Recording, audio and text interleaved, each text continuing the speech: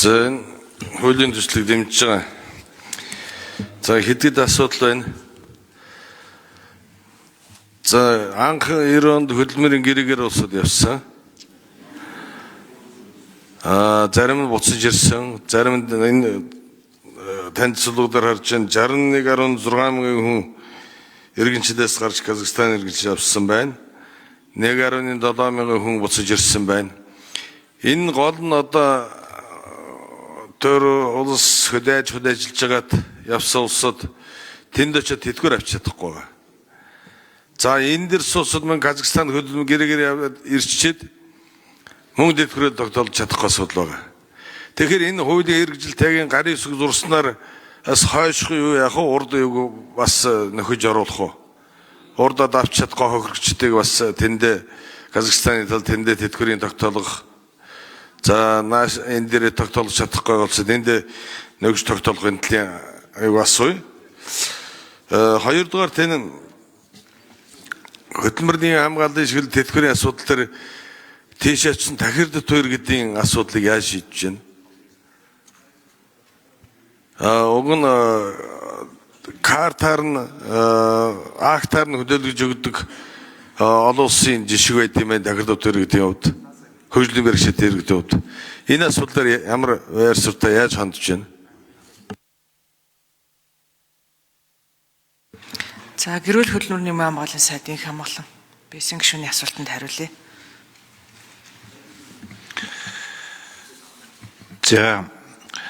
За одоо бид нар хамгийн сүүлийн тоогоо харж ирэх хэрэгтэй байхаа байсан гишүүнэ тийм. Тэгэхээр 23 оны байдлаар Казахстан улсад одоо Монгол улсын 8036 иргэн оршин сууж байгаас яг аль байсаар хөдөлмөр эрхэлж байгаа нь бол 3115 иргэн хөдөлмөр эрхэлж байна гэж одоо энэ тоо биднэрт байгаа.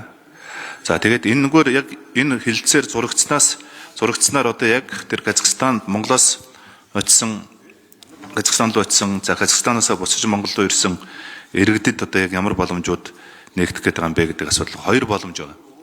За нэгдүгээрт нь бол мэдээж 98 оноос өмнө одоо Казахстан улсад төлжөөсөн жимтгэл төлжөөсөн ажилласан жилээ тооцоолоод Монгол улсаас өндөр насны тэтгэвэр тогтоолгож авах нэг юм боломж нэгдэж байгаа нэгдүгээр. За хоёрдугаарт нь Монгол улсын иргэн 98 оноос хойш Казахстан улсад жимтгэл төлсөн бол одоо жимтгэл төлсөн хугацаанд ногдох тэтгэвэр хоримтлын тэтгэврээс Казахстан улсаас буцааж одоо авах. Ягаад гэвэл нөгөө Казахстан улс чинь бүтэн хоримтлын тогтолцоонд шилжсэн улс учраас нийгмийн тэнд төлсөн нийгмийн даатгалын шимтгэлээ одоо энд хоримтлын тэтгэвэр болгож авах энэ боломжууд нь бас нэгдэж байгаа гэж ойлгож байна. За нөгөө талаасаа дан ганц одоо Казахстанд байгаа монголчуудын асуудал биш. Эргээд Казахстанаас Монголын иргэн болсон Монголд амьдарч байгаа казах иргэдийн хувьд бол одоо 98 оноос өмнө одоо Казахстан Монгол улсын Казахстан улсад ажилласан жилийн нэгтгэн тооцоолоод Казахстан улсаас одоо өндөр насны тэтгэвэр тогтоолж авах юм харилцсан хоёр талтай одоо ашигтай одоо ийм гэрээ байгаа. За нэг жишээ дурдъя. За Монгол улсын иргэн 60 настай иргэн эрэгтэй. За Монгол улсынхаа нийгмийн даатгалд одоо 18 жил төлсөн. За Казахстан улсад 90-с 2005 оны хооронд нийт 15 жил ажиллаж шимтгэл төлсөн бол Монгол улсад 18 жил төлсөн шимтгэл болон Казахстан улсад 98 оноос өмнө 8 жил шимтгэл төлснөөр тооцож эдгээр хугацааг нэгтгэн нийтдээ 26 жил шимтгэл төлснөөр тооцоолж Монгол улсын хууль тогтоомжийн дагуу өндөр насны одоо тэтгэврээ тогтоож авах ийм эрх нь үүснэ. Ийм эрх нь үүснэ. За мөн Казахстан улсад 98 оноос хойш 7 жил шимтгэл төлсөн бол тус улсаас төлсөн шимтгэлтэй уялдсан одоо хоримтлын тэтгэврийг тогтоолгож Монгол улсад шилжүүлж авах одоо эрх үүснэ. Гэх мэтлэнгээр одоо ингээд яг одоо илүү монголчуудад тэрчсмаа өнөөдөр Монголоос Казахстанд очисон одоо энэ улсуудад бол их том боломжууд нэгдэж байгаа ийм хилцээр юм байгаамаа. За тэр юуны үйлдвэрлэлийн осол мэргэжлийн шалтгааллах өвчнийхээ даатгалтай холбоотой, ослын даатгалтай холбоотой юунуудыг бачаргал дарга нэмэд хариулт өгчдөг хөө. За 4 намрын микрофоноос нийгмийн дадлын ерөнхий газрын дараа Бачаргал.